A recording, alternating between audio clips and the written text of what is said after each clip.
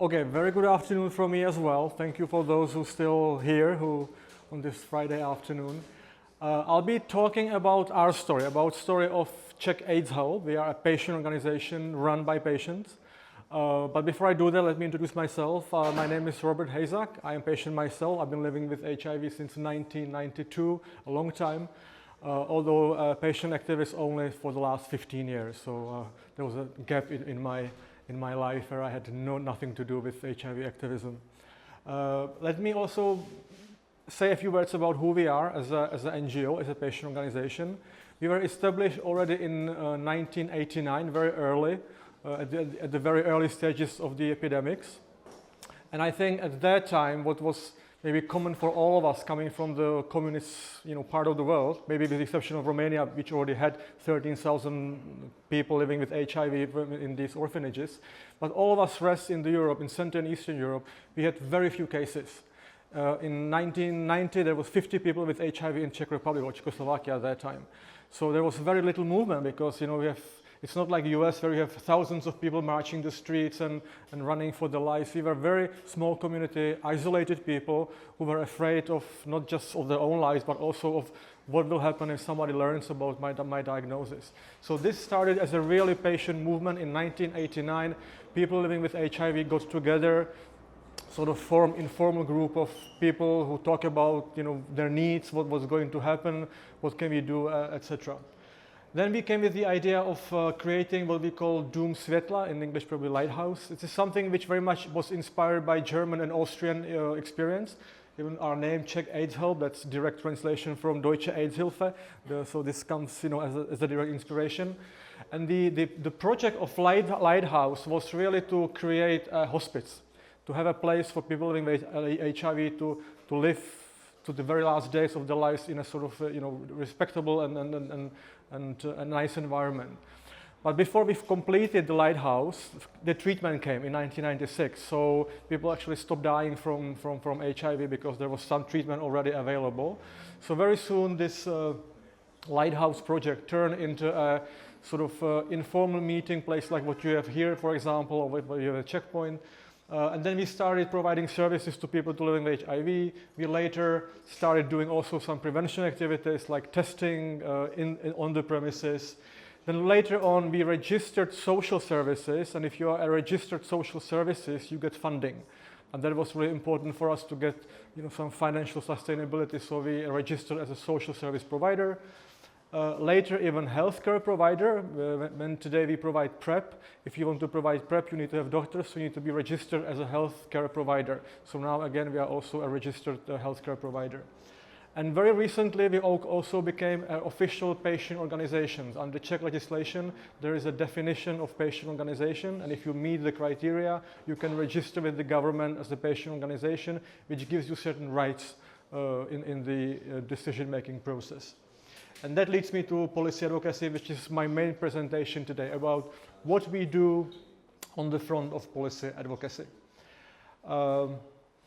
This is just a few pictures. If you come to Prague, this is what we look like. This is our building. The whole building is actually ours. It's a big building, downtown Prague.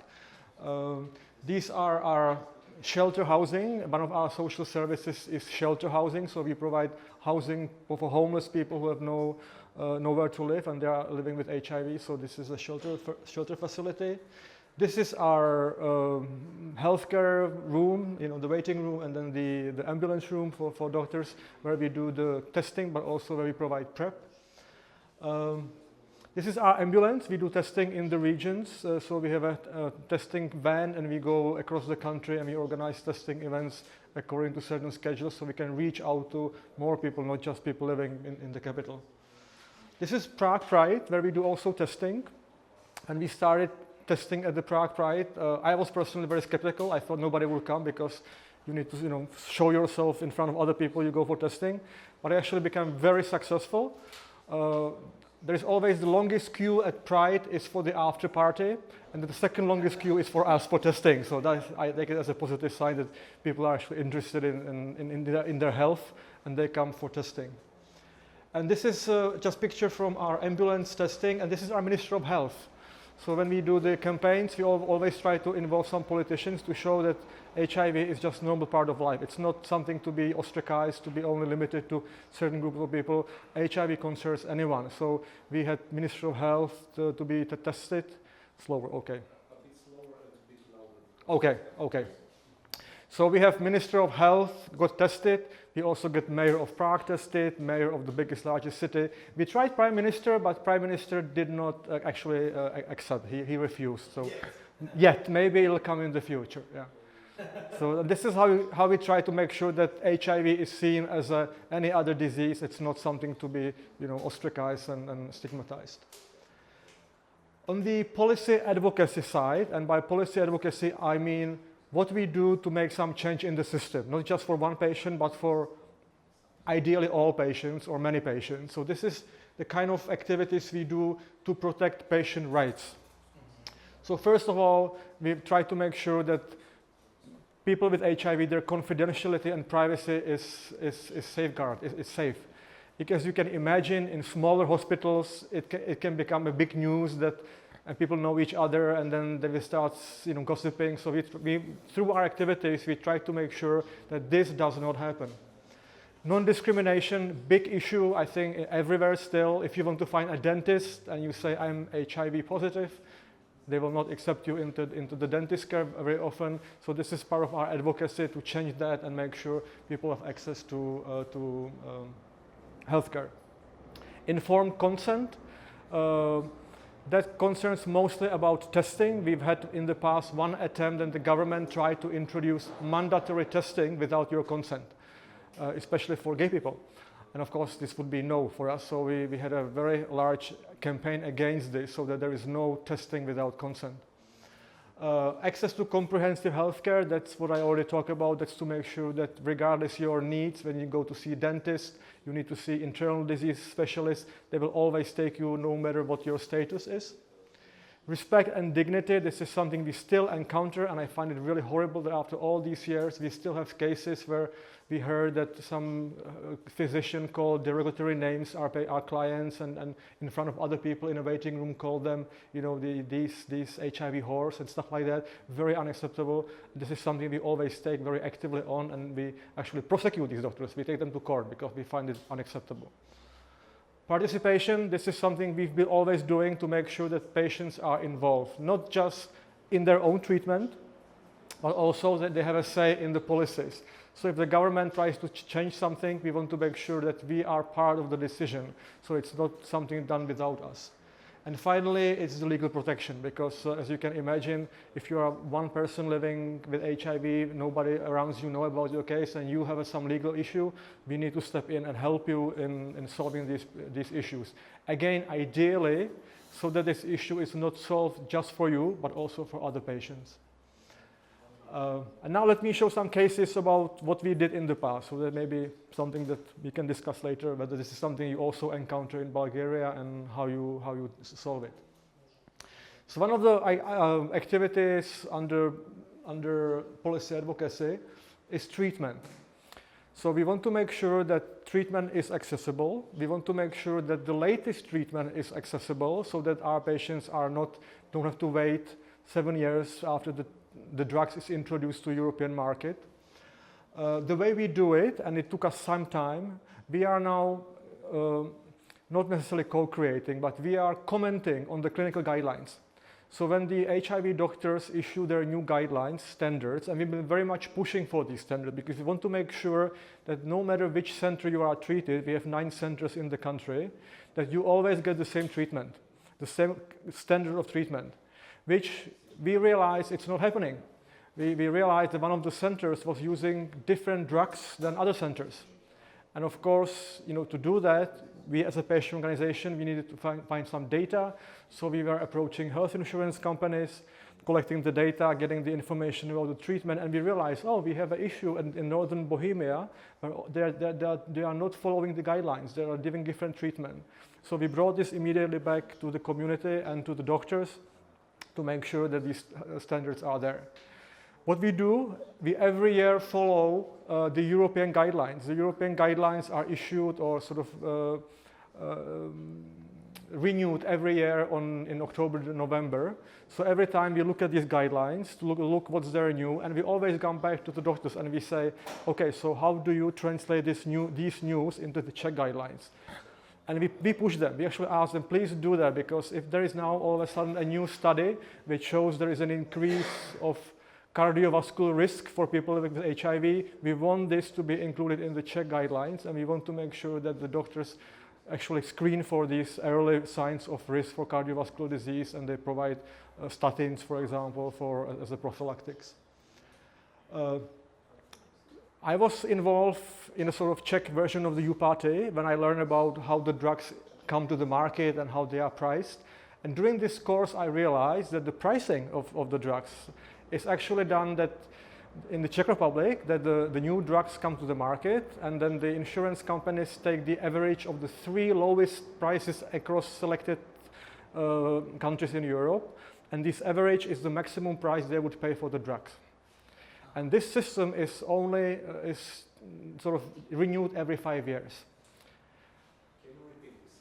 Okay, so when the new drugs enters the market and the drug maker asks for reimbursement, they can only ask the average price of the 3 lowest prices in like 9 or 11 EU countries. That's the basket which was created by the drug regulator, and this is how they establish the price. So when I learned this, I thought, oh, this is interesting, because at that time we had an issue for people living with hepatitis C. It was the time where the direct-acting antiretrovirals for hepatitis C was introduced, but it was expensive. It was 20,000 euros for one patient, really expensive drug. And we didn't have enough patients on the treatment because government said we have not enough money, or health insurance company said there is not enough money for everyone.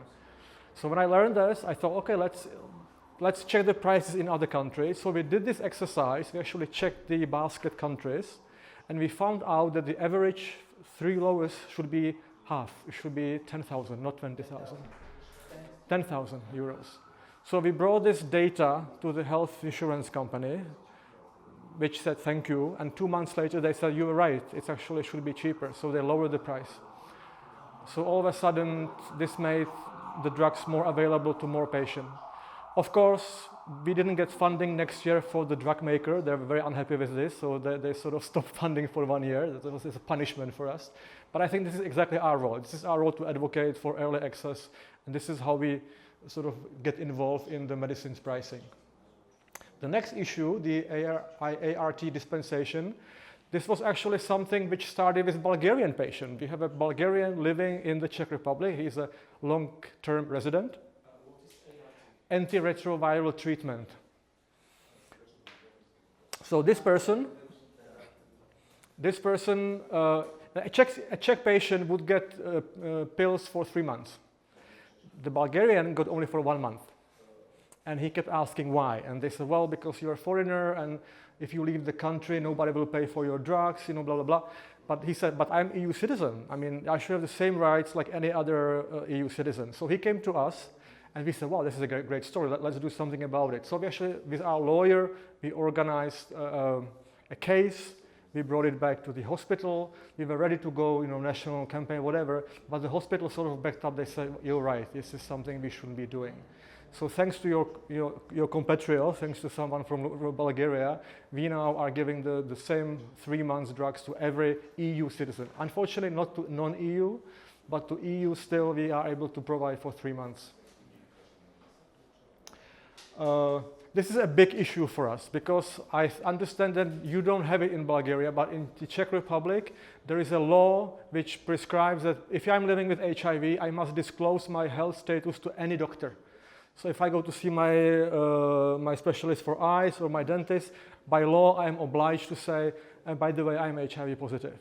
If I don't do that, there is a penalty, and we also have cases, people being criminally prosecuted for unintentional exposure. So this is a big issue for us. This is something which is not a good standard. We've been fighting against this for many, many years. We now have a law which is ready to change that. The law has been approved by the government, but it hasn't reached the parliament yet. We have election this year, so it'll take some time, but hopefully next year this law will go to the parliament. And if that's happened, then this will be a big fight ended for us, because we, under the constitution, it's your patient autonomy. It's your right to decide how much information you will provide to anyone, including the healthcare professionals. To do this, and this goes back to what Tamáš was saying, you need some evidence, so that you back up your case, and it's a really strong case. So to do this, we actually helped with some colleagues from Europe to do this study, which was sort of mapping where else in Europe is this mandatory disclosure policy.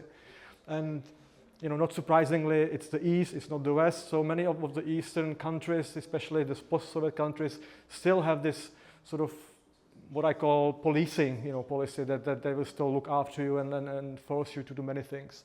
So we actually produced this paper, or co-authored this paper, and we always use it as evidence. So look, this is something which is not good practice, and the Czech patients are actually not treated the same way like patients in Germany or in Poland. It's a bit outdated now, it's 2019, so the map would look different, but this is what we did back in 2019.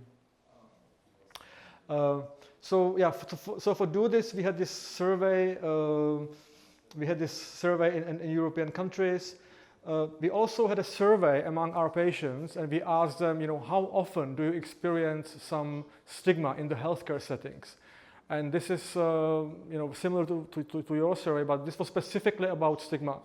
And, it was shocking to learn that every second patient, 50%, said sometime in my life, when I was going to healthcare system, I was refused treatment or even, examination. Every second patient.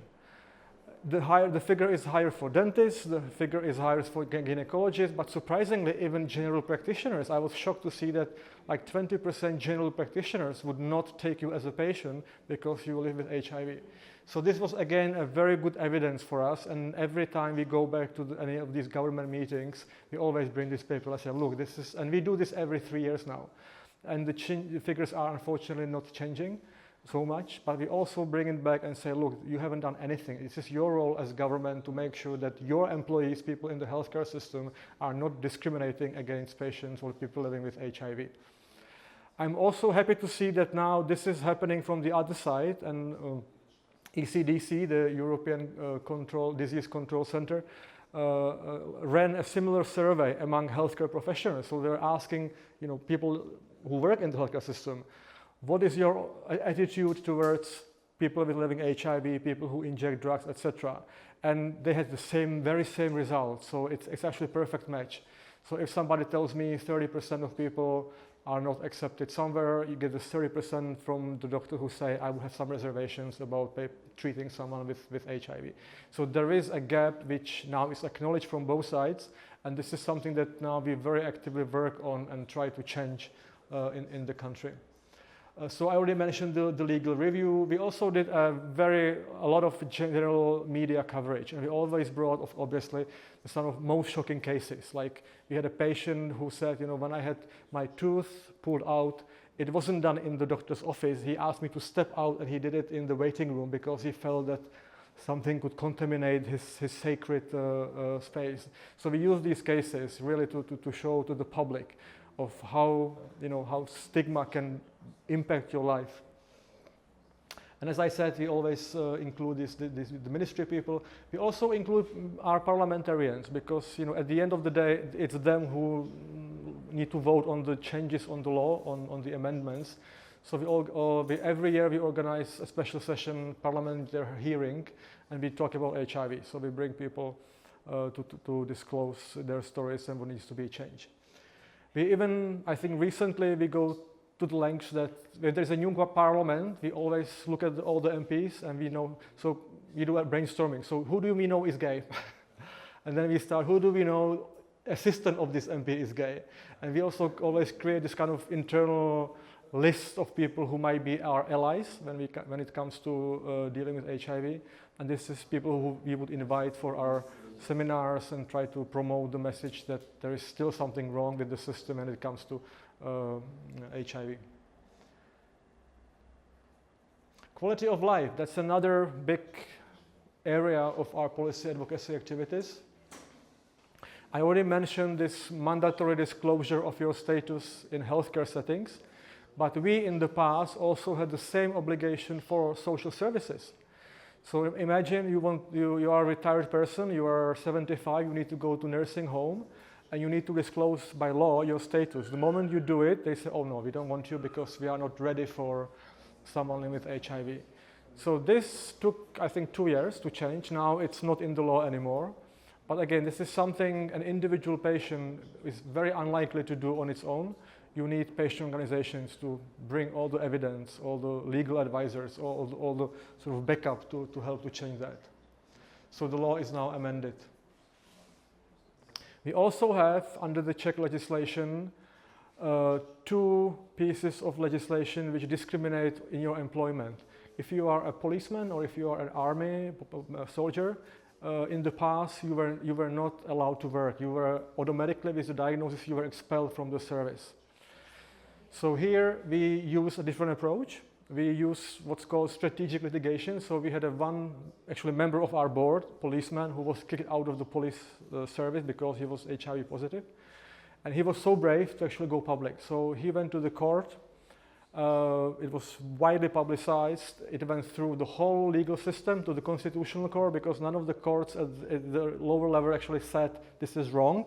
They use all sort of excuses that this is not our responsibility, blah, blah, blah. So at the end, it went to the constitutional court.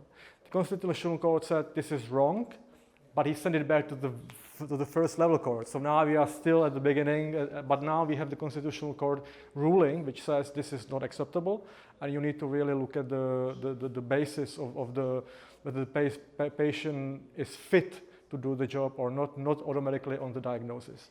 So I think for the security forces now it's changed. For the army, it's still the same. We also we use other countries' experience, and we felt we need to involve all these decision makers, people from the Ministry of Interior, Ministry of Defense, those who are responsible for these bylaws that prescribe that you cannot do it. So we got EU funding for a project, and we actually paid these people from the ministries to go with us around Europe, go to Poland, our neighbor country, which very similar profile. And there is no such things in Poland as ban on services for HIV positive people in security forces or army. So we try to sort of show them that what's happening in the Czech Republic is actually not happening everywhere. It's certainly not best practice, and that they should, if not listen to us, they should listen to their peers in army in Poland and listen to how things are done. So this is another example how we use policy advocacy tools to bring about change. For the destigmatizations, we also do a lot of sort of public campaigns. This one was run in all metro stations in Prague and then all the bus and tram stations in Prague. So it had a very big impact. Millions of people saw that, and we actually get a lot of media coverage as well.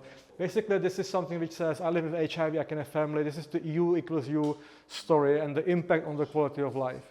And this is a kind of positive message that we wanted to promote and actually got people's attention. So I think this is our support to our clients to help them live normal lives, because hopefully people around them will be more sensitive about what it is to live with HIV today. Translate. It says, I live with HIV and I have children. And it says, if I am correctly treated, I cannot transmit the disease. So we have one of these. We have another one which showed the same person, young and 70 years old, and says, I live with HIV, but I will reach 70 years old. I will live like anybody else. It was a whole series of posters. And this is something our clients told us they very much appreciate, because they felt that their story is being actually told on public space. So that it's something that they said, we're very glad that you did this, because now my friends notice this and they talk about it, even though they don't know I am living with HIV, but this message is actually public. This is a big issue for us and still somehow is. Don't know again what's happening in Bulgaria, but in the Czech Republic, we've had cases where people were prosecuted, criminally prosecuted, not for transmission of HIV, but for exposure. And basically what it meant in the past, if you have unprotected sex without condom, you could be criminally responsible, and you could be, sentenced for exposing HIV virus. So unfortunately, at that time, like 10 years ago, no medical doctor was willing to support any idea of U equals U, or saying that the risk is really minimal and there is no transmission, blah blah blah. So we had to do something about this, and and another angle of this is, unfortunately, that even though you might have 3 cases a year, all these 3 cases are very much public. All media will pick up on this and say, look, we have another HIV case, and this irresponsible guy is spreading the disease across the country. And there was always this sentence by the public health authority: if you were in touch with this person, please come for testing. Really very horrible public messaging. So this is why we felt this is something we need to do something about. So we did some research about HIV criminalization. We found that there is a HIV justice network, a big network of activists who actually look into the issue of criminalization.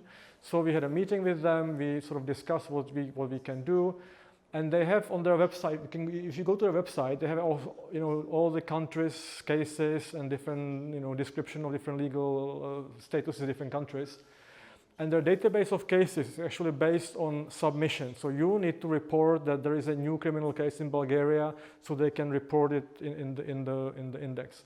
So we did. We actually, one of our volunteers was a law faculty student, and he volunteered to do his thesis on HIV criminalization. So he sent letter to all the courts in the Czech Republic and asked, can you please give me statistics about how many cases of HIV prosecution you had. So we had a database of all the HIV cases.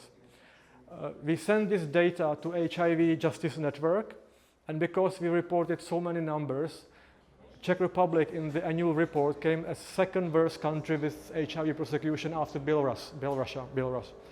So again, we made a big scandal publicly. We said, look, this is how the Czech Republic is treating Czech citizens. We have the highest rate of criminalization of people who are actually living with chronic disease, and this is how the system is punishing them.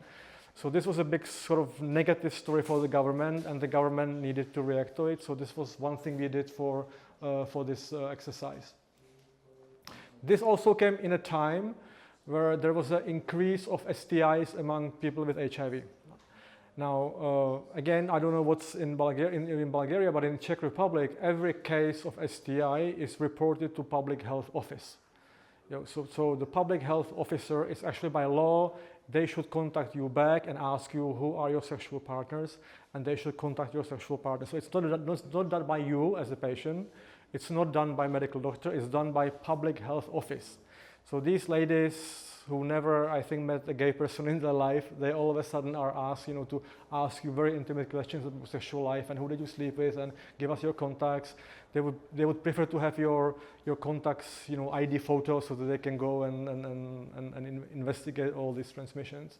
So at I think 2018, where all of a sudden there was a surge of STI cases, which happened everywhere in Europe. All of a sudden you have many more STIs.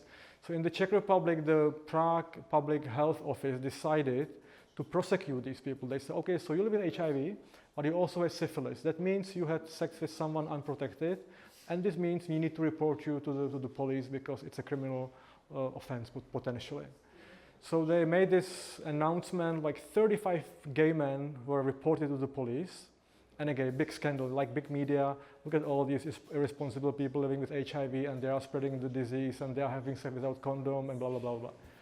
So again, this was something we need to immediately step in and take some actions. Actually, thanks at that time, I think it was you, Tamás, who helped us with EATG to formulate also the international response, so that there will be letters coming from EATG, from the Commission, from different international actors, coming back to our Ministry of Health and asking, what are you doing? This is against all principles of healthcare, and etc.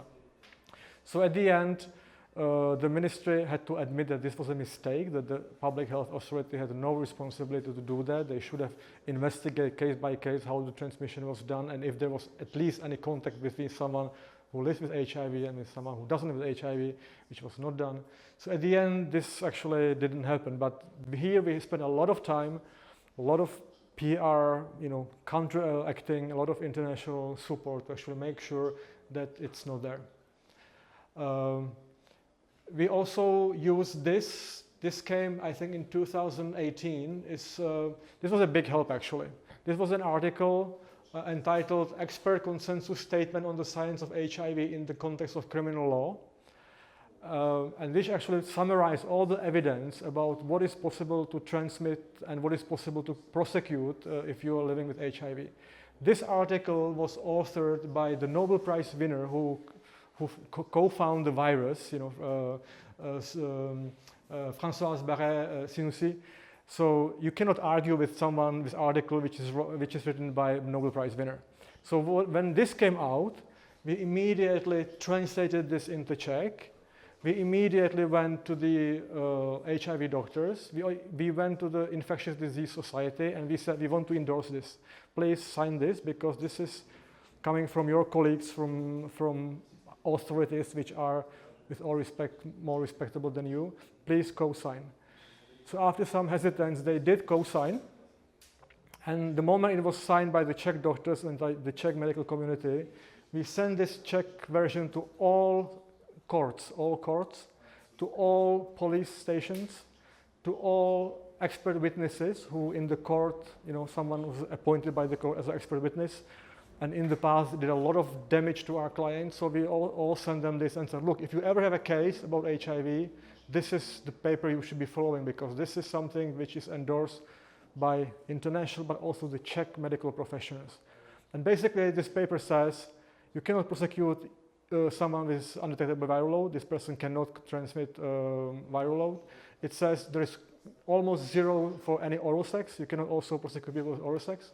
And it also says there is no possible way to actually conclude that if I have HIV, you became positive, that it's from me. There is no phylogenetical way to prove that. So this was a very important piece of paper for us. And then this is something very recent. I think this only came in 2023 by WHO, which basically summarizes and says, again, if you have undetectable, zero risk, but also if you have viral load less than 1,000, the risk is negligible. So you should not be prosecuting anyone because there is no evidence that if you are still detectable but minus less than 1,000 copies, it's not evidence. And again, we brought this back to our doctors and we said, please, we need you to sign this because this is, and if you have any other evidence, tell us. Of course they don't. I mean, there is no Czech study which will show that this is not correct.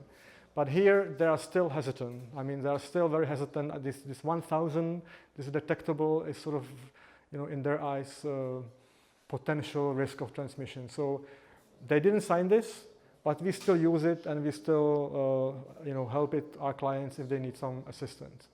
So what we do today, if we see an article in the newspapers that there is a case somewhere, I don't know, other part of the country, it's a case we don't know about. So we always send a letter to the judge and we say, look, we don't know the case, but you'll be judging this case about HIV. You need to have this evidence from the scientists and from the medical doctors. So sometimes people who don't even know we exist are helped by us because of this support. U equals U was a big thing for us, but also a big fight because we always had in these Czech guidelines, there is a minimum risk. There was never zero risk. It was always minimum risk. But the moment you have minimal risk, you're always exposed to this criminal prosecution. Every Czech patient who is diagnosed with HIV, during the first visit, he or she needs to sign a paper which says, I've been told about my diagnosis, and these are the things I should not be doing unless, and before undetectable, there was just until ever. So I will never have sex without condom. This was part of the statement. I need to sign it. And then this paper was used against you in any other future criminal proceeding because, you signed this, so you knew that you shouldn't be having sex without condom. So the moment U equals U came out and there was enough evidence, we said, look, we need to change it. You need to change this paper. I cannot, ask anyone to sign this because it's not true. you can have sex without condom if you reach undetectable level, and it needs to be in the paper.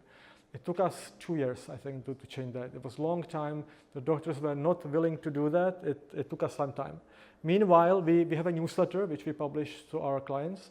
So in the newsletter we wrote, this is now new evidence. Please, if your doctor doesn't want you to sign the paper, ask him and call back your signature from the previous paper.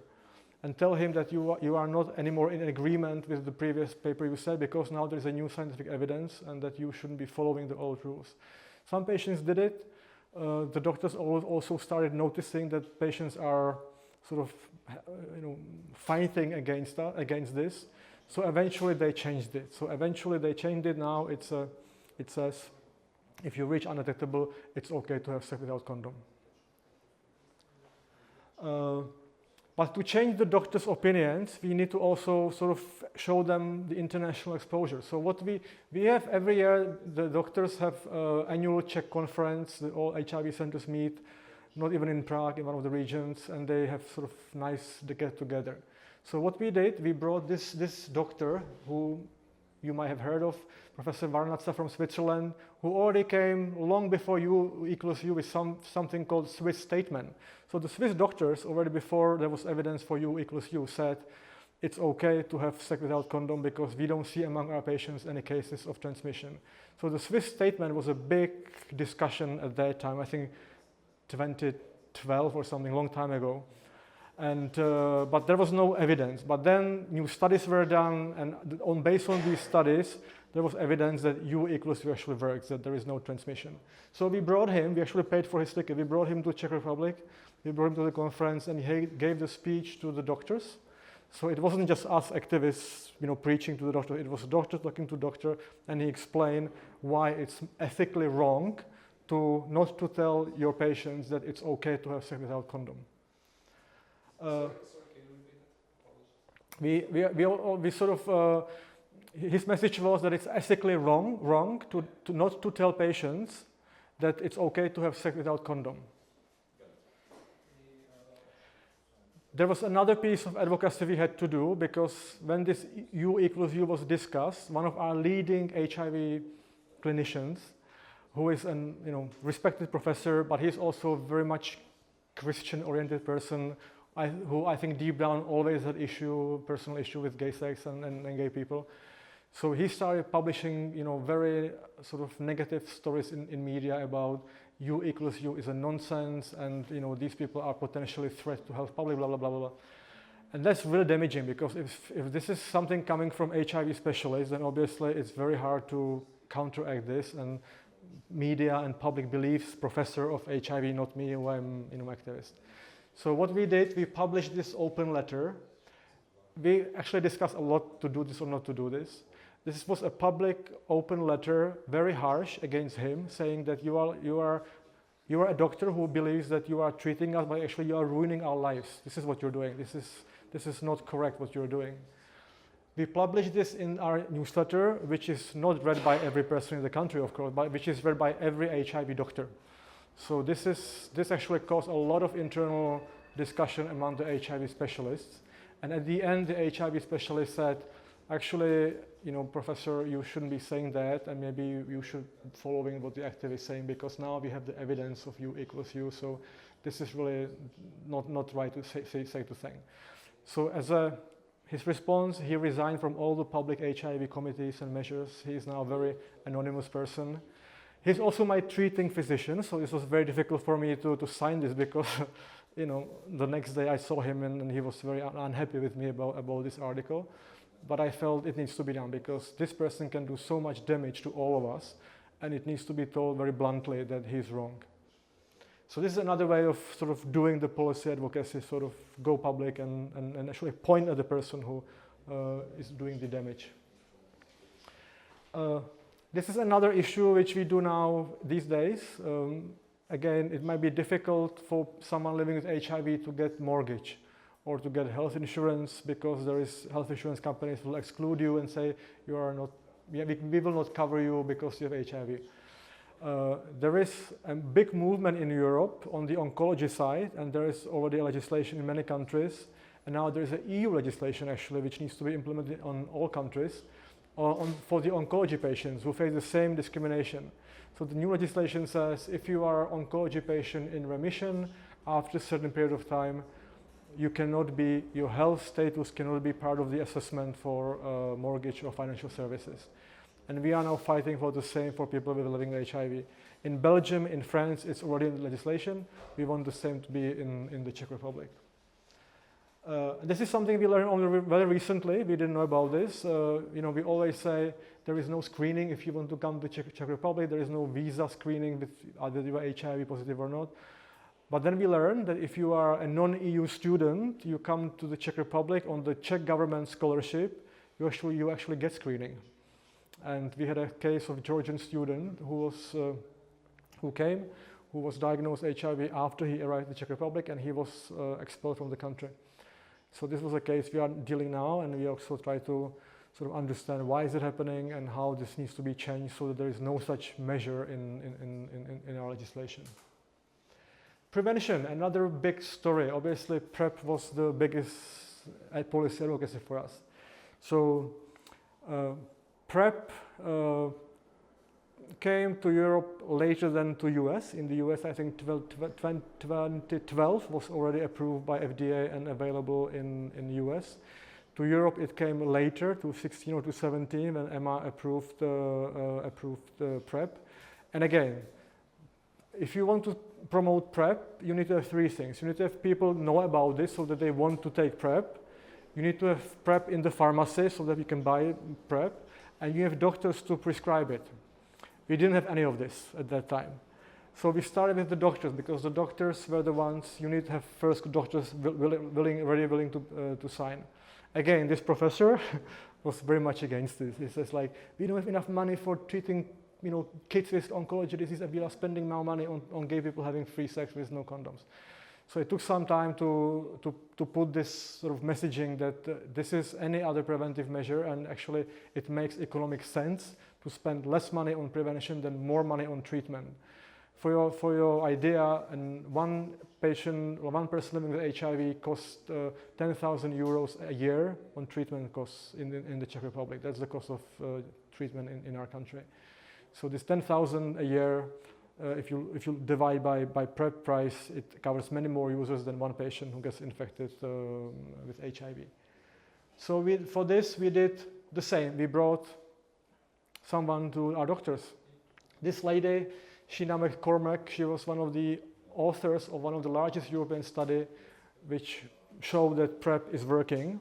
So we paid her ticket, we brought her to this annual meeting, and she was actually she's a great person. She was very much sort of telling the story, how it makes sense and how it's wrong not to talk about it. And again, the clinicians would not dare to stand up to her. So after this one meeting, all of a sudden there was no bad coverage among clinicians. And clinicians silently acknowledged that PrEP is here, PrEP works, and that maybe we can start thinking about how to bring it to the Czech Republic. But again, so that's one thing, you need physicians to prescribe, but then you need PrEP in the pharmacy. At that time, the only PrEP was Truvada, the Gilead original drug, which was still under patent, and that meant that it was expensive. It was like maybe 500 euros 1 month package, really expensive drug. So at that time, we couldn't do anything. Nobody would buy for 500. So we were looking around what's happening, and at that time, Germany was already sort of, after the patent expired in Germany, there was already generics coming to the market. And at that time, I think in Germany it was like 40 euros for PrEP available in pharmacies. So at that time, we did some research, and we realized, okay, if you're an EU citizen, I can take my prescription from Czech Republic, come to any other EU country, and I can get the drug because it's the EU law. So with Czech prescription, we organized this service as a community service. So our doctor would prescribe the PrEP. He would collect hundreds of prescriptions. We would ask our clients to sign a power of attorney that I, Робърт Хейжак, agree that Czech AIDS Help will pick up my drugs in pharmacy in Germany. And we would go once a month to Germany. We would buy hundreds of packs for 40 euros, bring it back, we would ship it to our clients in the country. So this is how we launched PrEP. This is how we got the first users access to the drugs. And then the patent expired. I had a very unpleasant meeting with Gilead because Gilead, who was the only producer at that time, pulled off the market Truvada. They stopped selling actually Truvada to the Czech market. And we had a very unpleasant conversation. I said, well, how can you do that? Because this is the only prophylactic now available. The price went down. It's now more accessible. We need your drug. And at the end of the heated discussion, he said, and I'm always using this now when I meet him, I am not here for you, I'm here for the profit. That was his sentence that he said at the end of the sort of, I think the moment he said it, he regretted, but actually he said that. So we said, okay, so let's forget Gilead, they will not come bring Truvada back. We need to work with generics makers. So we approached all the generics makers. At the end, 3 of them said, yes, he will consider Mylan, Krka, and Zentiva. They all registered their drugs for prophylactic use, but only Mylan brought the drug. The other one said, the market is too small, we are not going to bring the drug.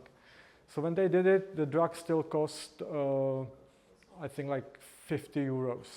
That was the price because the drug was also used for treatment, and for treatment, the drug authority set the price. So they said now it's maximum 50 euros, you will not pay more. So the drug company cannot, ask for more for prophylaxis. So it was 50 euros, which is still a lot of money. If you're a student, you cannot afford to pay 50 euros every month for PrEP. It's too expensive. So we work with these companies, and Krka at one point, they had a batch. They were also pulling out of the market, but they had a batch of tenofovir and ricidobin, which was going to expire, and they needed to get rid of it before it they need to destroy it.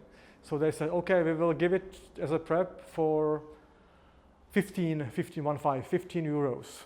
Now, if you have one provider for 15 euros, another one for 50, obviously there's a market sort of mechanism which brings the price down to 15. So also Mylan had to bring down to 15. So we had for some period, we had PrEP for 15 euros, which was a sort of golden age of PrEP in the Czech Republic. And then we opened our own PrEP point, community PrEP point. To do that, we need to register as a healthcare provider, which took us some time, because now you are not just group of activists, you are actually a healthcare facility. So you need to meet with the legal requirement, become a registered healthcare provider. You need to have a contract with health insurance companies so they would pay for your services. And this is how we started producing, dispensing PrEP. We are still the largest PrEP provider in the whole country. Now, all the HIV centers are also providing PrEP to users, but we are still the largest one. We are still community-based, so most people come to us for PrEP.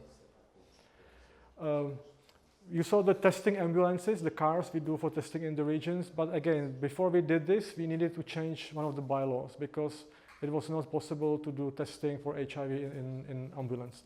So again, it took us some time with the help of our allies in the government and public health offices to change the bylaw so that we can go and we can actually do the prick test outside the physical medical facility. This I already mentioned, this government idea, let's do all mandatory testing for all gays without consent. So again, this took us some time. I think we also used the international pressure. We had people, writing from UNAIDS and from all these GNP+, all these international organizations. Please send a letter to the Czech government and say this is very wrong what you're doing. And at the end, this did not happen. And our very recent activity on the prevention side, we needed to increase our budget for testing. And we are lucky because HIV is the only disease which has a special budget line in the state budget. All other diseases come under one general budget for health promotion, but HIV from the old time when HIV treatment was funded from the budget, now it's not funded anymore, it's funded by the health insurance companies. But then it was one big budget. So we still have a budget line. So every year that there is a state budget discussion in the parliament, we can influence through MPs how much money will go back to us. So this year we had one volunteer who did very good job in checking who is gay, who is basically sleeping with who, so to figure out who do we need to reach out in the parliament to make sure that we find some allies. And we actually did. And for this year, we have 30% increase in our budget thanks to this activity. So we can do much more testing and we can do much more services for our clients. This is at the end of my presentation. You know, when we started all this, we were sort of naive and enthusiastic activists, but it was all sort of very amateur, basically. So what we're doing now, if we have an issue, we always go through a sort of process how we analyze what needs to be done.